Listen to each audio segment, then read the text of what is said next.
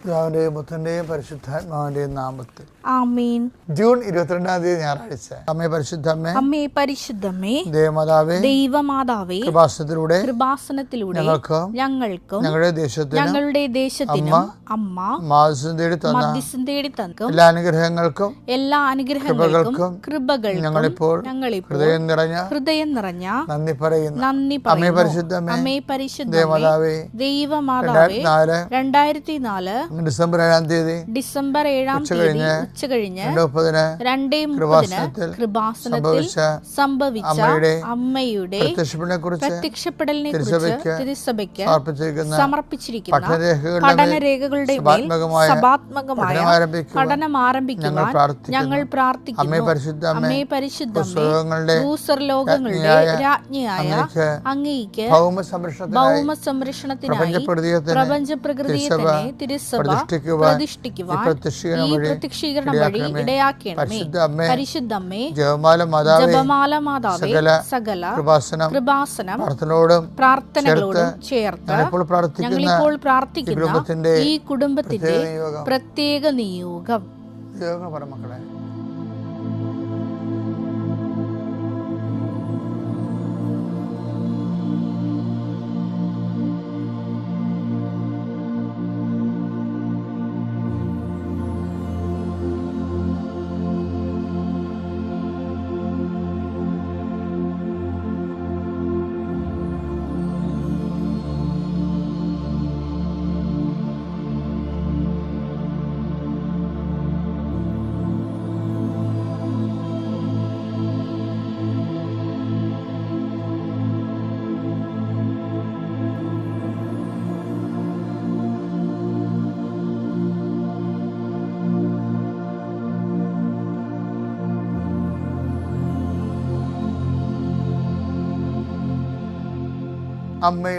അമ്മയുടെ പ്രത്യക്ഷീകരണത്തിന്റെ ഈ അനുഗ്രഹവേളയിൽ ഞങ്ങൾക്ക് സാധിച്ചു തരുവാൻ കനിയണമേ.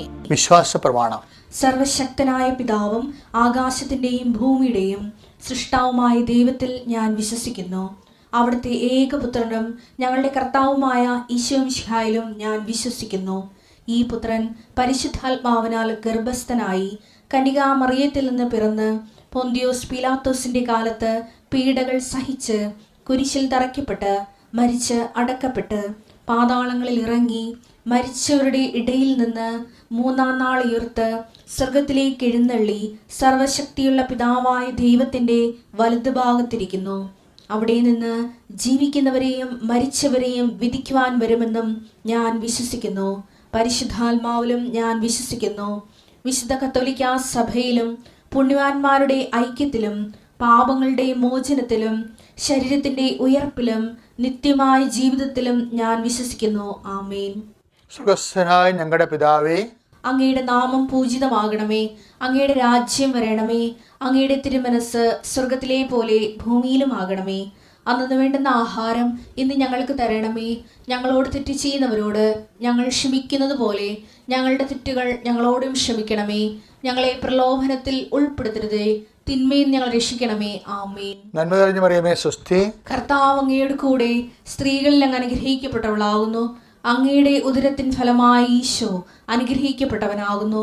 പരിശുദ്ധ മറിയമേ, തമ്പുരാന്റെ അമ്മേ, പാപികളായ ഞങ്ങൾക്ക് വേണ്ടി ഇപ്പോഴും ഞങ്ങളുടെ മരണസമയത്തും തമ്പുരാനോട് അപേക്ഷിക്കണമേ. ആമേൻ.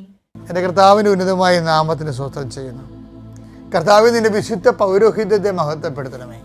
കർത്താവേ, ഇന്നത്തെ മക്കളുടെ യാത്ര അവരുടെ വലത്തും ഇടത്തും വീട്ടിലും വഴിയിലും ജലത്തിലും കരയിലും മുകളിലും ഹൃദയത്തിലും കർത്താവിൻ്റെ സാന്നിധ്യവും സഹവാസവും സംരക്ഷണം ഉണ്ടാവട്ടെ. ഈശോയെ, രോഗികളെ സന്ദർശിക്കാൻ പോകുന്നവരുണ്ട്, പത്രം കൊടുക്കാൻ പോകുന്നവരുണ്ട്, മഴയത്ത് പോകുന്നവരുണ്ട്, വിശന്ന് പോകുന്നവരുണ്ട്. എല്ലാവരും നീ ഏറ്റെടുക്കണമേ എന്ന് പ്രാർത്ഥിക്കുന്നു കർത്താവേ.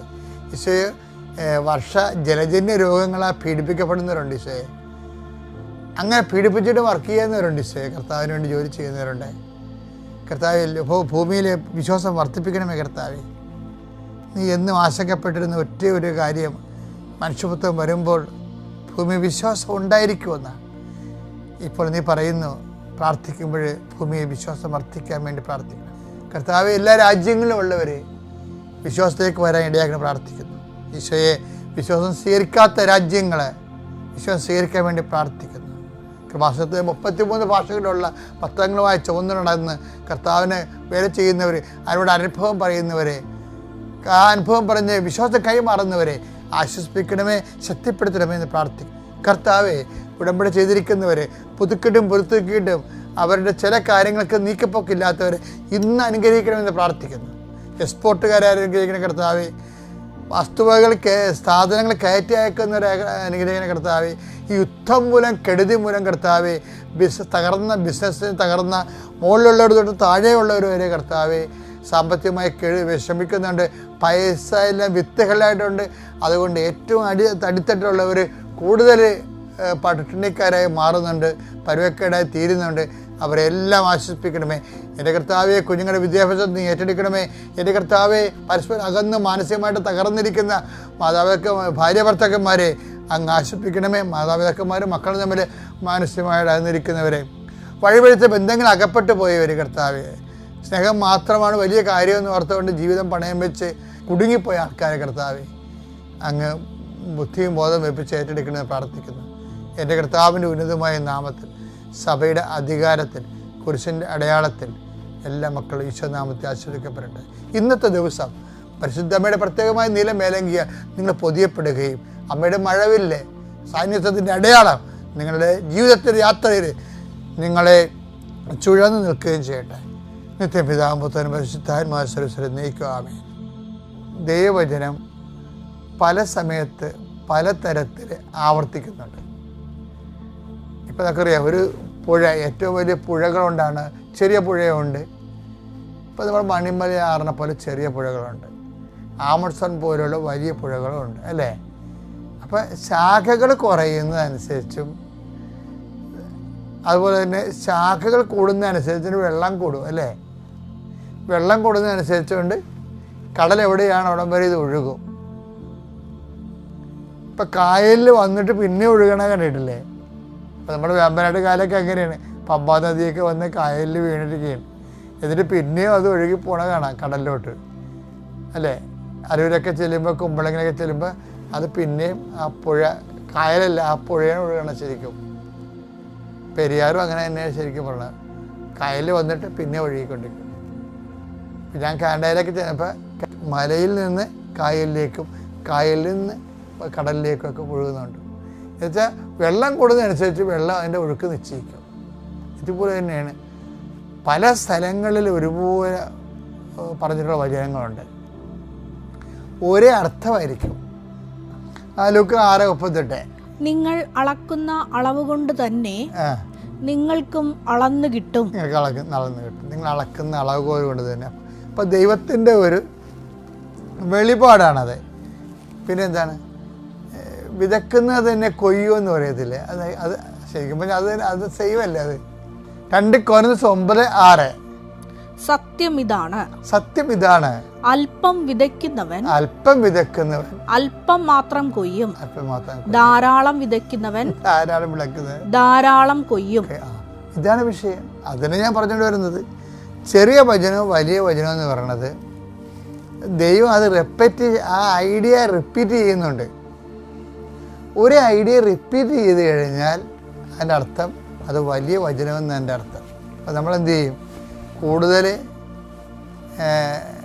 കൃപ ആർജിക്കാൻ വേണ്ടി റെപ്പറ്റീഷനുള്ള വചനങ്ങളെ നോക്കിയിട്ട് അത് കൂടുതൽ ദൈവസ്നേഹത്തോടുകൂടി നമ്മളത് നിറവേറ്റും. ഇപ്പം എല്ലാ വചനവും നിസ്സാര കൽപ്പനയും ഉണ്ടെന്നാണ് ഈശോ പറഞ്ഞതേ. അപ്പം നിസ്സാര വചനമുണ്ട്, സാരമായ വചനമുണ്ട്, ചെറിയ വചനമുണ്ട്, വലിയ വചനമുണ്ട്.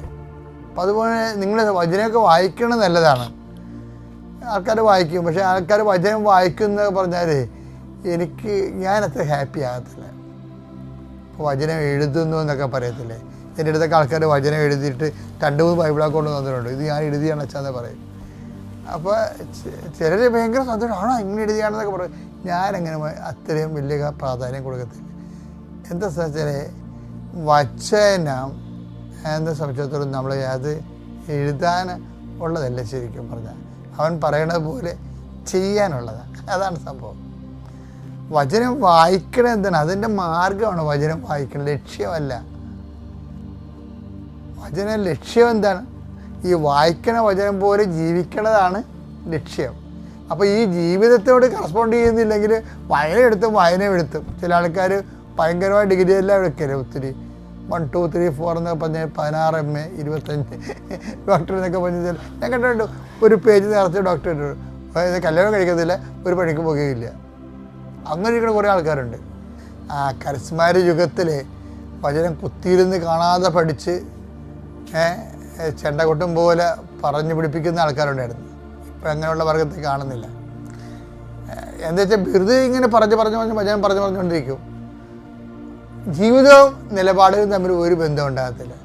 അപ്പോൾ വചനം ഇങ്ങനെ പുറതെറ്റാതെ 1 by 1, 2, 3, 4, 5 എന്ന് പറഞ്ഞുകൊണ്ട് പറയണതാണ് അഭിഷേകം എന്ന് ഇവർ ജനങ്ങളെ തെറ്റിദ്ധരിപ്പിച്ചിട്ടുമുണ്ട്. ഒരു കാലം അങ്ങനെ ഉണ്ടായിരുന്നു. പക്ഷെ എന്താ പ്രശ്നം? ഞാൻ കർത്താവിൻ്റെ വചനം അത് എപ്പോഴും ആ വചനത്തിനെ കൊണ്ട് ഉദ്ദേശിക്കുന്നത് നിവർത്തിയാക്കുന്നതിനെ കുറിച്ച്. യെശയ്യാ 55:10 എടുത്തേ. മഴയും മഞ്ഞും മഴയും മഞ്ഞും ആകാശത്തു നിന്നും വരുന്നു, അങ്ങോട്ട് മടങ്ങാതെ ഭൂമിയെ നനയ്ക്കുന്നു. അത് സസ്യങ്ങൾ മുളപ്പിച്ച് അതാണ് പ്രശ്നം.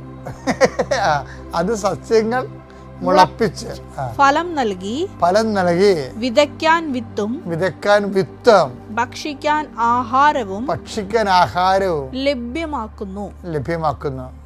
അപ്പൊ അതുപോലെയാണ് കർത്താവിന്റെ വചനം. യെശയ്യാ 55:11 എന്റെ അധരങ്ങളിൽ നിന്ന് പുറപ്പെടുന്ന വാക്കും അങ്ങനെ തന്നെ ഫലരഹിതമായി അത് തിരിച്ചു വരില്ല. എന്റെ ഉദ്ദേശം അത് നിറവേറ്റും. ഞാൻ ഏൽപ്പിക്കുന്ന കാര്യം വിജയപ്രദമായി ചെയ്യും. മനസ്സിലായില്ലേ?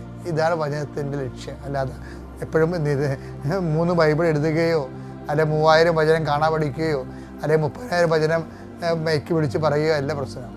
അത് ഓരോ വചനത്തിൻ്റെ ദൗത്യമുണ്ട്. അത് ജീവിതം കൊണ്ട് നിറവേറ്റാനാണ് നമ്മൾ വിളിക്കപ്പെട്ടിരിക്കുന്നത്.